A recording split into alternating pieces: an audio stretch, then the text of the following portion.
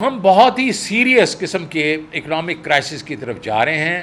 یہ لوگ جو ہیں ایک قدم آگے لیتے ہیں 2 قدم پیچھے، اور یہ جو قدم بھی لے رہے ہیں یہ عام آدمی کے لیے نہیں لے رہے، یہ بیسیکلی یہ اپنے آپ کو بچانے کے لیے لے رہے ہیں. تو اس میں تو یہ لگتا ہے کہ ان کا تو مقصد ہی نہیں تھا کہ جو یہ مہنگائی کی بات کرتے کہ ہم مہنگائی کو ٹھیک کرنے کے لیے آ رہے ہیں اور ہم 1-2 منٹ میں کر دیں گے. یہ ان کا مقصد نہیں تھا. آج سامنے آ گیا 28% اب ہے، 40% بعد میں انفلیشن ہوگی.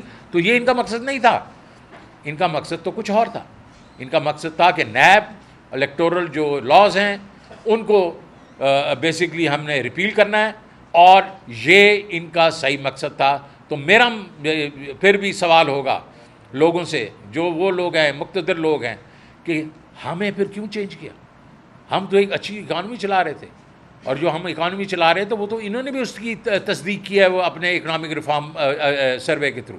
انہوں نے بھی کہا ہے کہ پچھلے 2 سال کی جو ہم لوگ پروگریس تھی وہ پچھلے 15 سال 16 سال سے مطلب پہ محیط ہے. تو پھر کیوں؟ تو ابھی بھی ہمارا یہ بالکل یہ میں کہوں گا ہماری پارٹی کا، ہمارے چیئرمین کا یہ موقف ہے، ابھی بھی اٹس ناٹ ٹو لیٹ.